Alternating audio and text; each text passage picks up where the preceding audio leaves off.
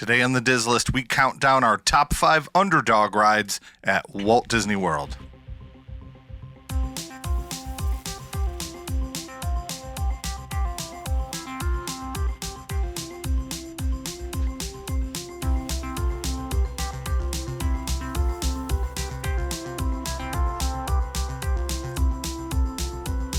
Welcome to the Diz List, the podcast that lists everything at Walt Disney World. I'm Nick. And I'm Rob, and today we're going to, this is the end. Today we're going to finish Rides Month. Rides Month. Yeah. This is the last one. Mm-hmm. So the last one is Underdog rides. Underrated, Underdog, ones you wouldn't normally think of. Right. Once, when I was doing this list, there were more, I was trying to think of, okay, we haven't talked about this ride at all. You know, and I think if... in the grand scheme of our podcast, right? Yeah. There's rides that we talk about a heck of a lot. Cosmic Rewind, all the time. Tron now, all the time. Because they're great rides. But there's some that we end up skipping over. And not that they're bad, but they're really great rides that there isn't a lot of there isn't a lot going on currently on them to talk about. Yeah. But they're really good. I mean, I've got rides on my list that are rides that I don't miss when I go. Like I don't miss them, and I also know that when I go, I'm not going to have to wait a ton of time because they're so underrated. Right. That's kind of like what I feel anyway. Yeah, I had to relook when you said that. I'm like, that's me too. One of them you might have to wait, but I still think it's underrated. Sure. If that's when we get there, we'll talk. Fair. Not a lot going on in the world of Disney this week. I got a couple.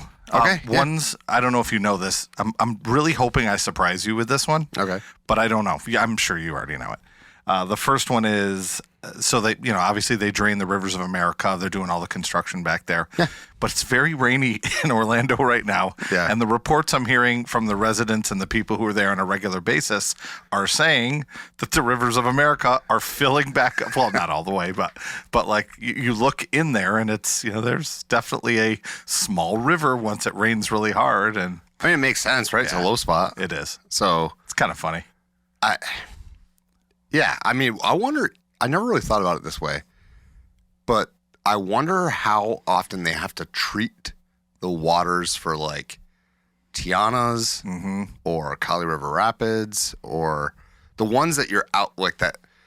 It's outdoors, so it's affected by the rain. Yeah. And it's clearly treated water. You can smell the bromine. Yeah.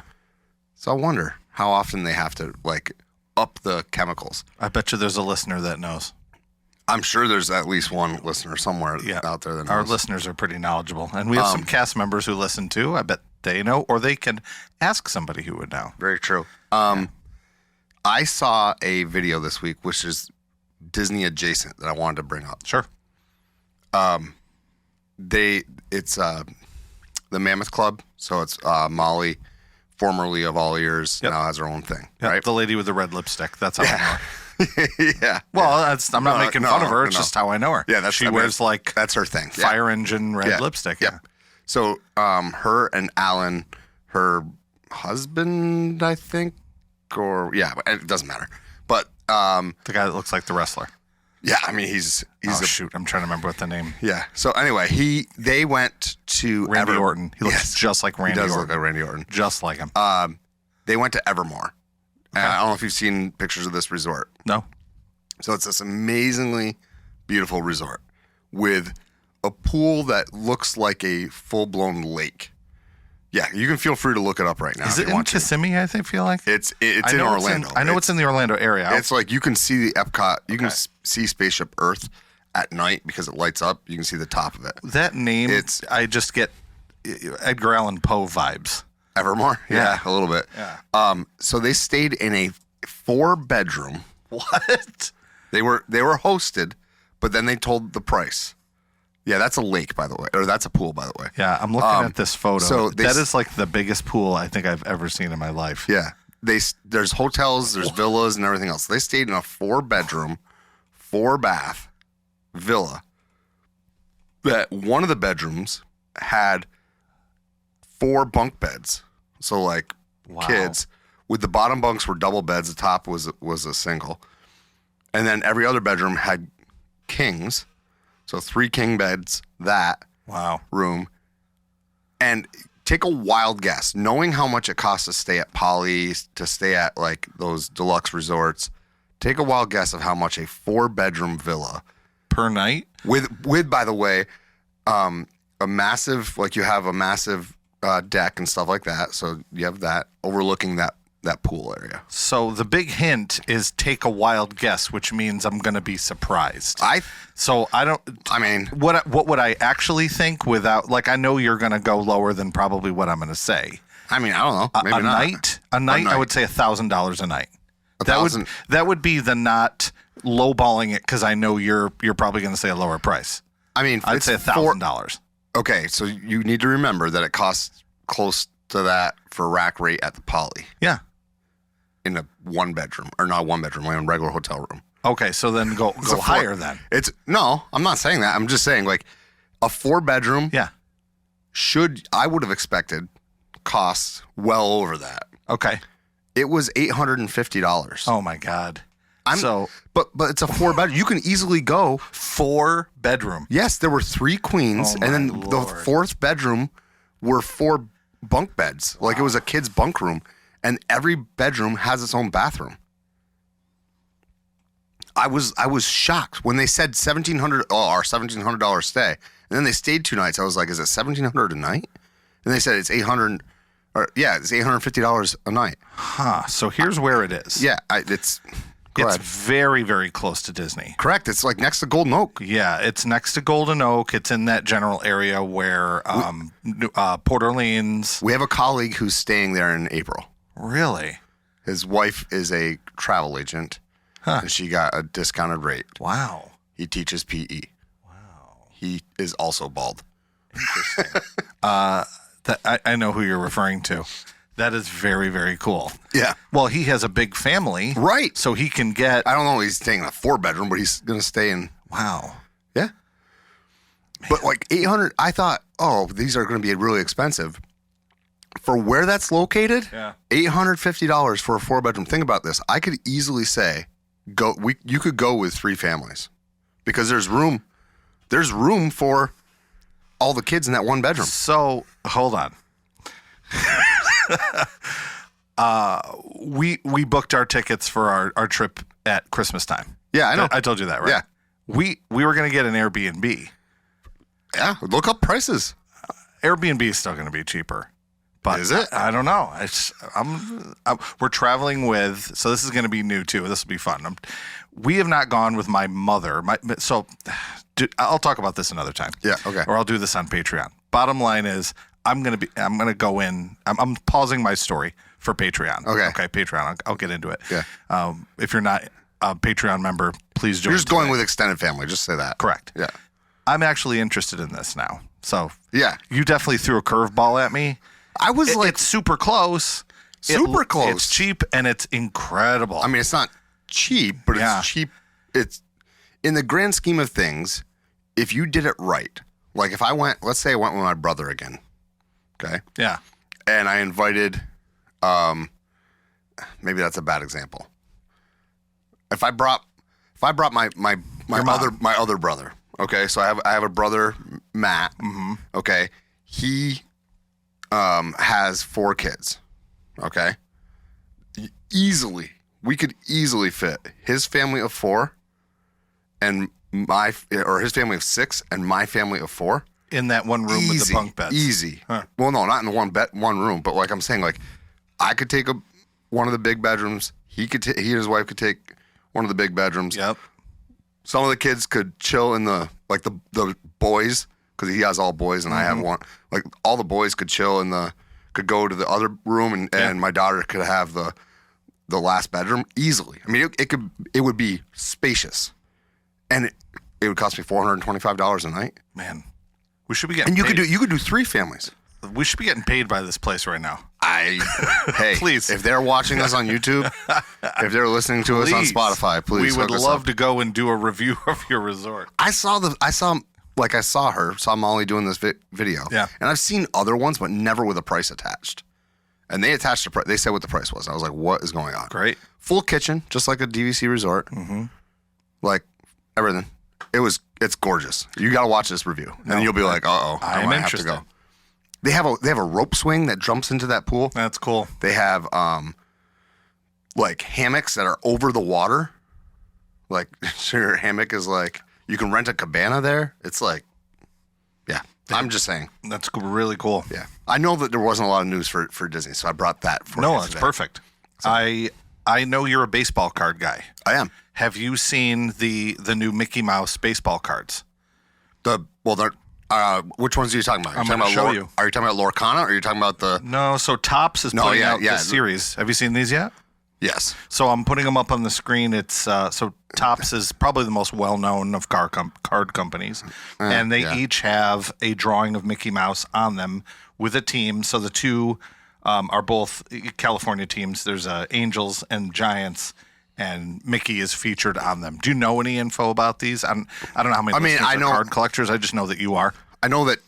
So they have. There's multiple different Disney sets. There's the Disney Chrome set that are all Disney characters that have autographs of Disney characters that are, if you're asking me, they're way overpriced. There's these ones that are coming out. So they're not a big deal. I would just not be honest. I'm not going to collect them. Sure. They're people that love them. Do you know how much they cost a box? No. Like $400. For one box. How many packs do you get? I believe that's 24 packs, 4 cards a pack. That's a lot. You think? Yeah. Yeah. Baseball cards have gotten stupid. So Fanatics bought Topps.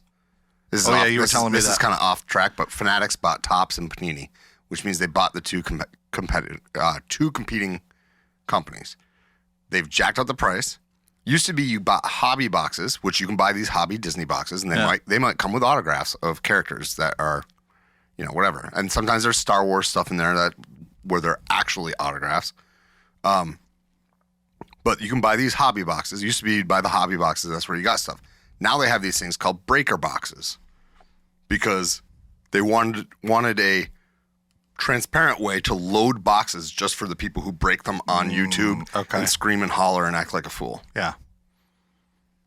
Okay. We have a former student who actually runs or helps to run a website called Whatnot that is a very big player in the live breaking of card boxes. Yes, correct. Huh.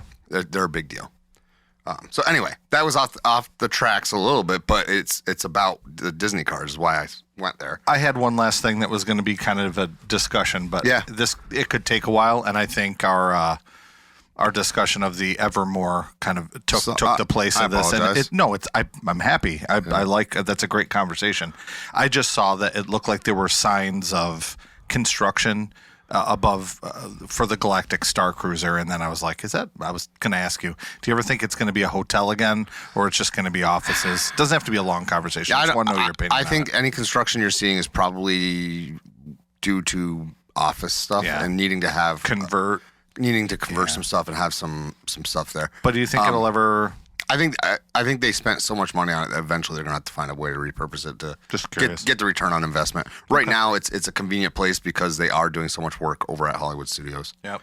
But I do think that eventually it's gonna be something. Yes. Okay. Probably DVC because that's the way they go. Interesting. Okay. Well, we'll go to the halftime show here. This is probably a good time to talk about what our feature is going to be on Patreon for the next month, too. Oh, yeah. Let people know if they are interested in this, they can subscribe to us on Patreon. Yeah. You want to talk about that a little bit? Yeah. So this month we'll be doing some re-themes all month long. Today we're going to re-theme a ride that may or may not show up on one of our lists. I don't know. Mm-hmm. But we are re-theming rides all month long. And I've even got one curveball I'm going to throw to Rob about re-theming an entire place. That's not just a ride. Cool. So, and you can find out all about those things at patreon.com/Dizzlesspod. We'll see you after the break.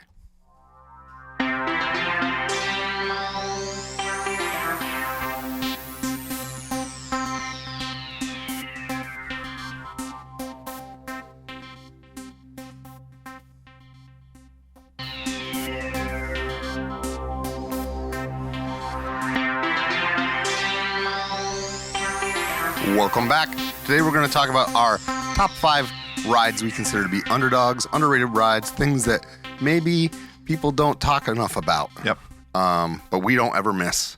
So, these rides are rides that maybe they showed up on our prior list, maybe they didn't, but they're certainly things that we love more than we think the Disney going public typically does. Right. I mean, I think there's one that we've talked about a little bit, but most of them they're not on the list at all. And a few honorable mentions at the end for me too. So this first ride that I have is kind of one that everyone just chalks up to. It's a kid's ride. Okay. And I really don't think this is a kid's ride. And I've ridden it quite a few times. I always have fun on the ride. And my number 5 is Alien Swirling Saucers. That's a good one. And people just pass by it. Oh, that's just a kid's thing. It's a kid's thing. But I rode on it. Actually, every time I go on it, it's my wife and I. We have a blast. And I love the music that they play. It's fun. We're sliding all over the place. We're laughing. We're carrying on. It doesn't make me sick. And a lot of those spinner rides, for example, teacups, you're not going to hear me mention at all because I can't do that ride without getting sick and dizzy. Yep. So Alien Swirling Saucers, to me, is an underdog ride that is very fun. The theming is excellent. The colors, it's bold. It's exciting. It's in really good shape still. My number 5 is Alien Swirling Saucers. You have thoughts on that one at all? It's not on my list, but that doesn't mean I don't think... the reason I didn't put it on my list is I don't think it's underrated. What I mean by that is I think of it as being a ride that people definitely still enjoy. Mm-hmm. I do get when you frame it as it's just a kid thing. Correct. Then I'm with you. Yeah. But sometimes that wait is long. It is. It's a fun ride. I agree with you. A fun ride. Not on my list though. Yeah. My number 5 is a ride over in Epcot that is way up there on my list of things to do, which is Grand Fiesta Tour. Yep. I love the Grand Fiesta Tour. I think that, first of all, Donald is my favorite. Okay. And Donald needs more rides. Yes. And so the fact that he's in this one is obviously a benefit. I do wish there was more Donald animatronic, less Donald on screen. Yeah. But they cleaned up the screens, which is good. Yep. They're nice and bright. It's good storytelling. Yep. So I am happy about that. But I like this ride. I think it's underrated. The other thing about it that I like is that in a very hot park on a very hot day, you can go in there, you can do this ride, relax, you're nice and cool, come out of there, go over to La Cava, get a margarita maybe, pop over and get some tacos. Or even the sit-down restaurant. We just did that. It was amazing. Right. The food was so good. The shopping there is great. I like that area Me a too. lot. It's one of my favorite pavilions. It's not my favorite pavilion, but it is one of my favorite pavilions. Me too. So for me, Grand Fiesta Tour is my number 5. Great. My number 4 is, I don't know if you would consider it an underdog ride or not. No one ever talks about it. It is so much fun. It has one of my favorite animatronics on it, and that's the Little Mermaid. Right? I know you're laughing, but number 4 for me is Under the Sea: The Journey of the Little Mermaid. Interesting. So not enough people talk about this ride. I agree with you. I love this ride. It's a people eater, meaning it's an omni-mover ride. It's gobbling up people very quickly. The only time it ever stops is if there's somebody who... That evil sea witch. But we stop in front of her a lot, which is kind of funny. Yeah. I just meant for if there's someone who needs extra assistance, for some reason they have trouble with mobility. And other than that, it's usually up and running and doing pretty well. I was on it one time recently where there was a whole bunch of people in a row that needed help. And so we got stopped in front of Ursula. And it kept going. Good place to stop. And it kept going like, ooh, that pesky sea witch has shut us down. And then you go another 5 feet and we'd stop again. So that was a little annoying. Yeah. But it is what it is, right? It wasn't because the ride was broken. They were letting people off or putting people on. It just so happened there was a crew of people in a row that needed assistance. I think, and some people would argue this, but I think it's held up pretty well over time. I think so. I've heard people say it's getting a little dated, and I don't really see it. I mean, sometimes the aerial animatronic gets a little goofed up, but they can fix that really easy. That big room where they're doing the under the sea dance is great. There's a lot of really cool effects. The animatronics are pretty decent. I dare say the animatronics there, I enjoy seeing more than the ones on Frozen because of those projected faces that we talked about last week. I agree with you. You know? I like this ride a lot.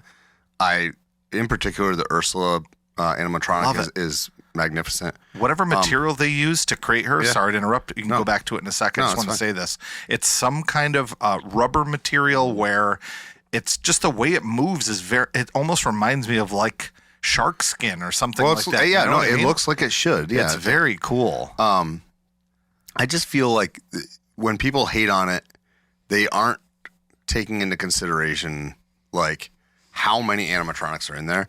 You're gonna see one go down once in a while, right? So they'll complain that, oh, Ariel's eyes were all jacked up, or this was going on, or whatever. But it's to be expected, right? The music is. I love that soundtrack. Me too. And I feel like that ride does a very good job of immersion. When you turn backwards and you kind of like go down under the sea and like very similar to Haunted Mansion. Yeah, I like it a lot. So I'm with you 100%. I can't believe that we lined up on The Little Mermaid at number 4. Yeah. But that's a good one. I mean, I agree with you 100%. Well, I think for this next one, I'm fairly certain this is on your list. I don't know where we're going to match up on it. This is the only one that's shown up on any of the other lists. And I know we love this ride, but I don't think a lot of people know that this is a great ride and that it even exists. And that's Living with the Land is my number 3, which we love. We talked about it a lot in previous weeks. I'll talk about it a little bit now. I think just the environment that they put you in at the beginning, I like to think of that as just these amazing, it's like installation art almost, just with the way that they design the rainforest and the water trickling down, and the sculptures of like the rooster is great, and the obviously the bison.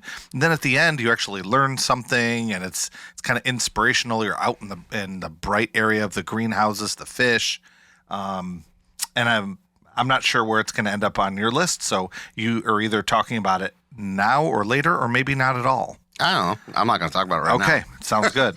So Living with the Land is a ride that it doesn't have IP. It doesn't really have anything that's drawing people in there other than the people who are listening to the show or watching us on YouTube. They're people who have done it and know how good it is, because it's not going to be on a billboard when you're driving into the park from the hotel or from the airport. No, you're not going to see Living with the Land. It's great. There are people who don't learn really what the ride is until after they've eaten upstairs at Garden Grill. Yeah. And they're doing the circle. But my number 3 is one that I would expect might be on yours, but maybe not. And that is Star Tours. I think Star Tours is a really good ride. I'll just jump in and say you and I flip-flopped here. So you're 2 and 3. I'm guessing. Okay. If you want to give it away. Yeah, sure. My 2 is Living with the Land. Okay. So you have Star Tours? I do. Okay. So this can get confusing. Okay. Do we finish Living with the Land? Let me finish with Living with the Land then. Okay. My Living with the Land is 2. Okay. So we've matched up 4, 2, and 3 just in different orders. Oh my goodness. So what I would say is with Living with the Land, what I would add to Rob is, because Rob talked about the front half of the ride. Yeah. The second half of the ride is really informative, I think.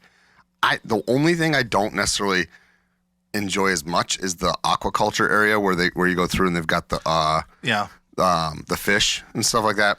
But that's just, it is what it is. Like it's like, okay, cool. They Fish in could a tank. theme it a little bit more. It's something that they could upgrade. Yeah. I mean, that room essentially is just a blank room with straight up fish tanks. And right. I mean, that's it. And they're using a lot of that water for fertilizer and stuff like that, which is brilliant. But I think what's cool is that you're seeing plants being grown in a massive greenhouse. Yeah. But there's also like the education piece of like what those things are, why it's important. Because the first half of the ride, they talk about how agriculture is such a major part of who we are as a people, right? And at the end, only then can you truly be living with the land. It's a ride that you could pick up and put into Animal Kingdom with the whole conservation message. That's a good point. You know what I mean? It's a ride that is true to Epcot's original ethos, I guess, which is, let's educate people. I really do love this ride. The dog is the only annoying part. That barking dog, I just want to yell at the farmer and be like, let your dog inside. That must be really hard, too, if you're eating upstairs. Yeah, it's nonstop. Which you have. I haven't eaten there before, but... When you're going around that corner, it's definitely nonstop. But, the rest of the time, it's not too bad. Yeah, I mean, for me, Living with the Land rises to 2. But I can see why it's 3 for you. And then... For me, Star Tours is 3, and your 2 is Star Tours. Yeah, I would just want to start by saying the whole purpose of this list is Underdog and underrated rides. I mean, I don't know if necessarily it's an underrated ride, but I'd like to think that it becomes an Underdog ride because it's such a good experience, but separate still from the rest of Galaxy's Edge. So I think that's what makes it the Underdog, is so much good stuff is happening in Galaxy's Edge, but hey, look over here. Remember me? I'm the original. I'm Star Tours. It stands up so well. Yeah. It's a better ride. And this should not be a hot take, but for some people it will be. It is a better ride than getting on the Millennium Falcon. Yeah. I'm sorry. The only difference, the only thing that makes it better is the cockpit. The fact that you're going into the Millennium Falcon. Yeah. If it weren't anything else, that ride would not have the draw it has. Star Tours is remarkably well done. The fact that they have updated the scenes is great. Yeah, the fact that so easy to do. Like the spy, your wife was the spy once, God, right? it was such a hoot. It was great. So and it's, I think that the fact that they have kept that relevant and added these new and different worlds is such a good thing. And I hope they could take a page out of that and do something like that to Soarin', or even I was going to say Flight of the Navigator. Oh my God. Wow! I was going to say the Avatar ride, Flight of Passage. Flight of the Navigator is an '80s throwback. Yeah, I'm sure there's people laughing. Feel free. Imagine if you did that. Like, what if there was an update or a shuffle or something so that when you ride Flight of Passage, they kind of pull you back out, and then you go back into the new Fire movie, whatever that one's called, or the Water movie, which was part 2, and that would be great to be able to experience another shuffle again, similar to what they're doing, the re-rideability with Cosmic Rewind. Yeah, and that's literally just a song, right? Oh, but similar to the re-rideability of Star Tours, really. Yes. And that's the ride. That's what makes it so great, and the fact that ride can be updated continuously. Yes. The queue is good too, right? I mean, the whole thing, and you rarely have to wait more than 30 minutes. And that's a long time if you're waiting 30 minutes for Star Tours. I don't know if there's a ride in all of Disney World. Maybe Haunted Mansion for me, but I don't think there's a ride that I do multiple times as often. Yeah, in the same day. And I'll do it as a walk-on, because I know when you have Lightning Lane, you can't book the same thing more than once. But I'll walk on, and then I'll get a Lightning Lane for it as well, and I'll do it twice just to see what I get. Yeah, I 100% agree. Yeah, I almost always ride that twice. Yeah, because it's accessible. It is super accessible. It's not hard to ride that ride more than once in a day. I agree with you. Like Haunted Mansion, I might do twice in a day. Yeah. Pirates, if it's short, I could do that more than once. But this one, I have zero problem. Whatever, I'll do this twice because it's going to be 30 minutes. It's going to be at max 30 minutes. And I mean, you're the king of probability. I mean, if you look at, I don't know what the number is total, but the probability that you're going to get the same experience twice is very slim. High. That has happened to me once, and I got the underwater Gungan. Oh, your favorite? Twice, I know. Not yes. So, but I have really good luck. You're so lucky. Yeah. I've had good luck, though, with Cosmic Rewind. I get my favorite song quite often. So, that's funny. So yeah, Star Tours. It's a good one. It is a good one. It is. And I think we lined up a lot more than we expected. We did. And before we started recording, I said, I got some different ones. I don't know if we're going to line up. And you kind of gave me a smirk thinking, well, I don't know. And you were right. So you were right. I'm suspecting, because there's one that is the king of underrated rides. Correct. In my opinion. I think, yeah. So we probably line up on one as well. Number one for me, and probably for you, knowing you as well as I do, People Mover is number one. Yeah, People Mover is one of my favorite rides. It is. It's great for so many reasons. It's in my top 10 rides, like at all at Disney. I think. Really? Oh yeah, I think so. I'd have to go through and list them out, but it's pretty close. I don't think it would. I don't know. We may have to do that at some point too. Maybe that's our year ending. I don't know. Okay, yeah, we could do a year end. A double episode. I don't know. Yeah. Yes. So People Mover is great for so many reasons. Yeah. One of which is it's very relaxing. You get to see the whole park, can take great photos. I'm a photographer. I like taking pictures while I'm up there. I mean, how about being inside? Talk about some of the things you can see when you go inside behind the scenes. So I, 2 times in a row, in 2 separate years, went through Space Mountain with the lights on. Like, there are people who that's their Disney bucket list is like, oh, I want to ride People Mover through Space Mountain with the lights on. I did it twice in 2 separate years. Again, probability. Yeah, not very high. No. Not very high. It was, so you've got that. You have kind of behind the scenes of Space Ranger Spin. Yeah. You've got the idea of people watching from up there. Yeah. The fact that, like last week, we said it's the only ride we know of that you can eat on. Like, you can grab a slice of pizza if you want and go up there. I mean, usually it's popcorn for us, but like, you can sit up there, relax. Like, it is just one of those things. And at the beginning of this list, I said, these are rides you don't usually have to wait for. This one, sometimes you do. You sometimes will have to wait for the People Mover. I believe. But it moves so quickly. Yeah. People like us, us meaning our listeners and you and I, we know. And we know what great experience that is. I mean, there are definitely people who are like, why are they waiting for that ride? Or why is Astro Orbiter right next to it such a long line? Yeah. You're in the wrong line, buddy. Yeah. You can, so the castle views are amazing. Oh, I get so many good pictures from that. Have you been up there at night? Yeah. Oh, yeah. Yeah, I love it at night It's great. because the view is, what's really nice is if you're up there at night and it's been a rainy day and you get the lights shining down onto the pavement are reflecting back up. Some of the pictures you get up there are like crazy good. It's just an amazing place to recently, when we rode it here in August, my wife and I, we went, so it's indoor and out. If you haven't ridden this before, it's kind of like it's like a little trolley, and you go outside and then inside through these different rides.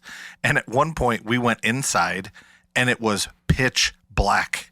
And I believe it's through the Buzz Lightyear park because it was totally dark. Totally closed. It was a little weird that, like, there was, like, no light at all. It was kind of strange. So that was a little weird. I mean, it's birthed things like paging Mr. Morrow. Mr. Tom Morrow, who now has a phone number that Disney put out that you can call. So it really is a ride that I think people, when they are making a list of their favorites, skip over this. Yeah. And yet it's a ride that I will never miss. It's a ride that I hope never goes away. I mean, and I say I hope. The reason I say that is because look what happened in Disneyland. They don't have a People Mover. Yeah. I hope that they keep this. It's not a tomorrow as they want it to be, right? Because Tomorrowland is not futuristic as it futuristic. Should be. Yeah. It's a ride that, like, I don't even care if they update they could update the seats and stuff, I guess, maybe. That's about it. Yeah, it's not bad. Like, they could update that, but they don't have to do anything with it. I think the way that the doors open are a little rickety, but it's really no different than like Spaceship Earth. Right. Has a very similar ride vehicle and whatever the material is. You can sit talking to each other in it. And we do. It's a great ride. I don't know if you've seen these pictures or I told you this story. My son, he's in your class. He's a goof at times. Generally pretty serious, but then sometimes he'll come out and do something funny. And last time we went, we went into a dark part, and when we came back out, this was hilarious. When we came back out, he had on a swim cap and goggles. Like, he surprised us, like, because we couldn't see because it was in this dark area. He wanted to take some funny ride pictures. So like when we went down Tiana's, he put on the swim cap and goggles. My kids did swimming for 1 year just to try it out. They're not big swimmers, but it was so funny because once he had it on, he was waving to people below.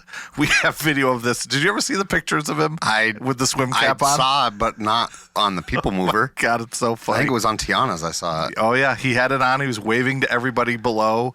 People are looking up at him with his goggles and swim I'm serious cap on. when I say it. Like, if your son were shorter, he could definitely pull off being a Disney character. He could. So who knows? He could be Goofy. Yeah. I mean, that's about it. I think. Maybe there's another one. He's taller than me now, Yeah. so. Yeah. So this is pretty much concluded our rides month. It's crazy. Mm-hmm.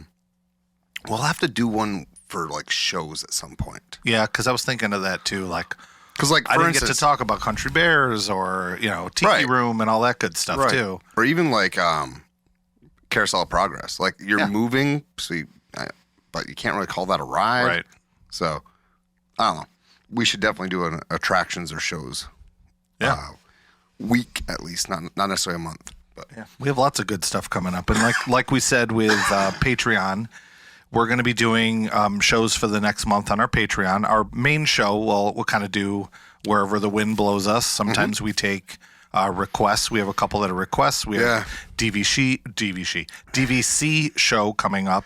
With Craig from Ear Scouts. I wanna definitely shout out the people who have been responding to that on our Patreon, which could be you can be a free member of Patreon and send me comments there on that post. I will be posting on Instagram too. At this point, we have so many questions that like it's going to be It's going to be a multi-episode great. Thing, which is going to be cool. And I want to do it right. I want to take in, like, there were questions about, like, financially, I want to go through and, like, have a spreadsheet ready to go and be like, hey, this is who this is for. This is who it's not for. Someone, there was one question that was, is DVC financially worth it if you're only going every other year? Great point. And so, spoiler alert, I think it is, but I will break down why I think it is. Sure. So that's going to be coming up.